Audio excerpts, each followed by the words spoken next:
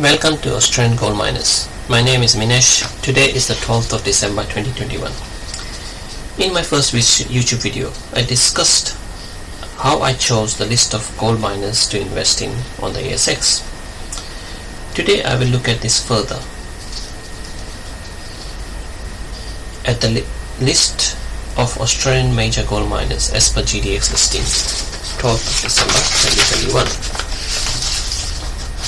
Let's say I have $100,000 to invest in the Australian gold miners. Based on my analysis between major gold miners, junior gold miners and exploring miners, I have decided to split my investment percentages as below. 70% of the 100,000 I will put into major gold miners, which equates to 70,000.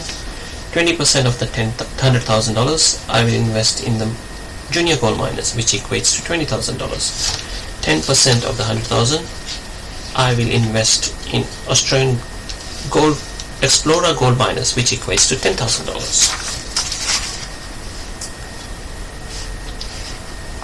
For this video, I will look at the Australian major gold miners as per GDX dated 12 December 2021.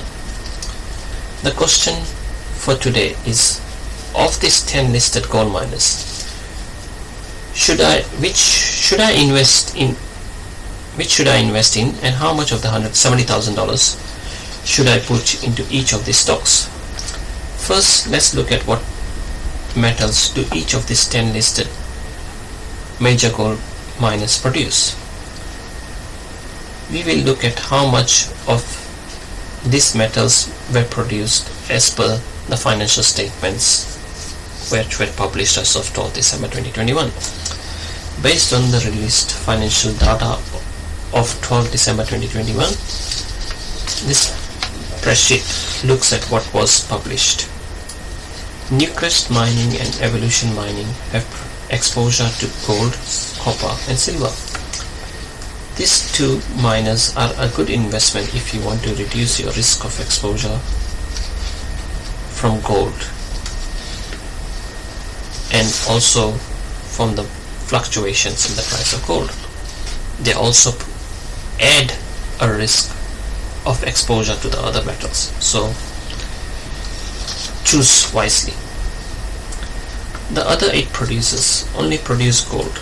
The amount of other metals produced by the 8 miners does not have a material impact on their financial statements. For example, if you look at Silver Lake Resources, it does produce copper, but it's so small that it will not have an impact on the total revenue of the company. So all the rest are basic. All the 8 of them, I will classify them as being only gold producers. Next, let's look at the 10 miners and see where the gold mines of these 10 miners are based. I am looking at this to decide if there is a country risk to my investment. Some of these mines are not producing gold or silver or anything, but the companies have made this investment, so there exists a country risk. Pacific Islands neighbor Australia, so they do have, actually they all have a good relationship with Australia, so the investment risk is limited. Now, based on this, I have decided to exclude producers mining from my investment category, as I'm not comfortable adding an additional layer of risk of country if I have investments available with a lesser risk. Now, in the next part, we'll look at what the price of gold, silver and copper is as of 12 December 2021. The exchange rate as of 12 December 2021 was 0.7128, and I've calculated the price of gold, copper and silver based on what was the closing rates as of 12 December. The price of gold works out to be Australian dollars 2,500 an ounce, copper $6 a pound, and silver to be $31 Australian an ounce.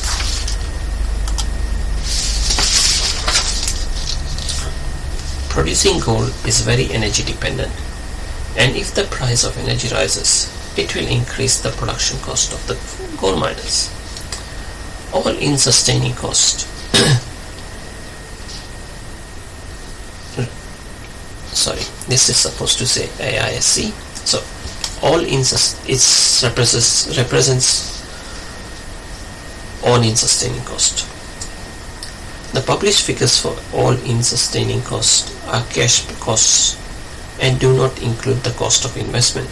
So you might have to do some of your own calculations to come up with what you are comfortable as being the all-in sustaining cost as opposed to what was published. For this exercise, I'm going to use the published figures and have decided not to invest in companies which show an all-in sustaining cost figure of about 2000. Note, any other metals produced by these gold miners, the sell price is discounted as cost. For example, Newcrest, to come up with 1220 as an all-in sustaining cost, they have basically said all the sales of copper has been counted as a cost reduction for producing gold. So beware, if you pick Newcrest or Evolution for investment, the price of copper falls, the all-in sustaining cost will rise a lot. And the other side is also true. If the price of copper rises, the all-in sustaining cost falls. Also, if the price of gold rises, Newcrest and Evolution will be able to extract more copper and silver and reduce the all-in sustaining cost even further, because it would mean that the miners can go after low grades of gold from their mines. West Gold Resources has a very high production cost of 2137 Australian dollars. Question is, if I can invest in a company that has a lower production cost, why should I invest in a company which has a higher production cost? So I will exclude West Gold Resources from my list of investment choices. Next, let's look at Robert Shiller's price over earning ratio. At a high of about 25, the stock turns to be expensive. Not to say it can go any higher, it has gone higher in the past, 3 times or 4 times, put it this way. At a low of 5, the stocks are cheap. Again, it doesn't mean that it cannot go any lower, and there has been almost one occasion where it's gone a little bit lower than 5. Note, a company's net profit can be overstated or understated by using write-downs, depreciation, lease cost, etc. So you will have to do your own analysis to come up with what the actual earnings was compared to the published data. Let's review the data of the Australian major gold miners and the PE ratios. I'm using what was the published figures again as per their financial statements.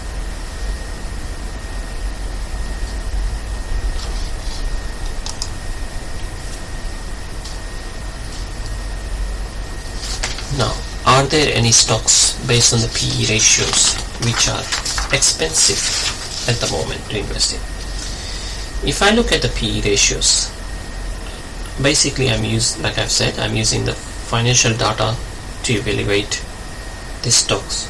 So but I should not consider to invest in at the present moment. Evolution Mining has a PE ratio of 19.85, Gold Resources has a PE ratio of 17.09, Silver Lake Resources has a PE ratio of 14.5. If there are stocks available to invest in with a PE ratio below 15, why should I invest in stocks that have a PE ratio of 15 or above? Based on the data as of 12 December, Regis Resources has a PE ratio of 6.67, so it will be much better to invest in Regis Resources compared to investing in Evolution Mining. Therefore, based on the PE ratios, I will take Evolution Mining, Gold Resources and Silver Lake Resources out of my investment list for the moment. I will keep looking at this for further analysis in the future, because in the future they might become cheap and I might decide to invest in them at that point. For the remaining stocks, basically ones highlighted in yellow here, let's look at the financials. Does each of them have an existing revenue base? Yes. Second, do each of this miner make a profit on a cash basis as well as a reported profit?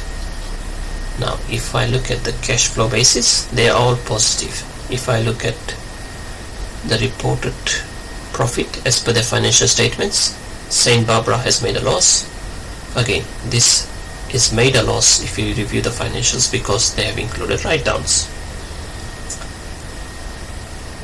Next, most coal mines have a lifespan of 5 to 10 years.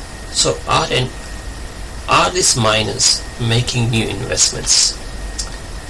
Now, for this you might have to look at 2 years of data, but from the current published data, all these 5 mines are basically investing in new mines, and they are also investing in the mines that are not producing gold at the moment by evaluating or spending money into them. The fourth part, are all of these miners cash flow positive? Most of them are. Now, the reason to look at debt is, if I look at Newcrest for example, they have a $2 billion debt. In 2 years, based on the existing profit, they can pay it off. For Northern Star, it might be around 3 years, but if the price of the metal increases, they might be able to do it faster. Based on what is published, it looks like they are very well capable of paying off their debts. Hedging. This is not important, but if the company is doing it, it's trying to manage its risk of exposure to the metal, and most of them are. So, based on this, I can see Newcrest, Northern Star, Regis Resources, Remulus Resources and St. Barbara are good investments.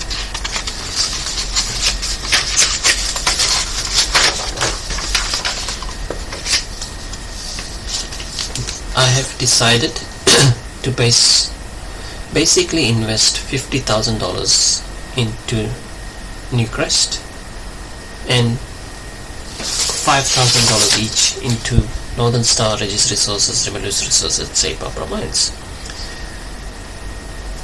The reason for putting $50,000 in Newcrest is because it's the biggest and the most diversified.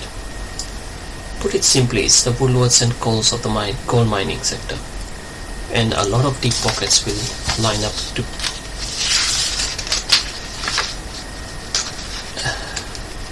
basically line up to help Newcrest if it runs into problems or financial problems. Next part. Gold is very rare. If you want to invest in gold, hoping for benefit from the increase in the price of the gold, I would suggest you purchase a fixed amount of physical every year. This will add as a trigger for a higher gold price and higher gold prices for the gold mining shares. If you do your part as an investor, the market will do its own part. Now, let's look at the market cap of the remaining gold miners, and let's look Also look at what percentage of the company's shares are held by the top 20 shareholders. From the available data, it can be seen that Remulus Resources has the most diverse shareholder base at 69.78%, while Newcrest has the worst at 89.27%. From the data, it can also be seen that the top 20 shareholders dictate the price of shares, the price at which the shares are valued at. I may think the shares may be worth double to what they are trading at, but unless I can come up with the capital to make a dent in the share price, they can even go lower. So if I look at, for example, St. Barbara, I may think it's worth $3 a share, but unless I have $10 million to go and buy out so many shares that the top 20 shareholders are currently selling to produce the share price, it's not going to make a movement in the share price. So I have to be aware of this fact before I invest, and as I continue to invest. I am also not using leverage to purchase the shares. The reason is the same as above. The top 20 shareholders can liquidate the shares so fast that I can receive margin calls if I am using leverage. And it is during this point that the top 20 shareholders can buy more control over the company shares, purchasing all those shares that have been selling to service the margin call at a much cheaper price. Therefore, as a small investor, I need to make an initial purchase, which I have decided, and then have re-entry points based on my initial purchase to buy more shares if the price trends lower. For deciding when to enter or when to add to my existing purchases, I will use technical analysis, which I can show on my next videos. Again, thank you for listening. If you have any suggestions, please send me comments. Until next time, thank you. Bye.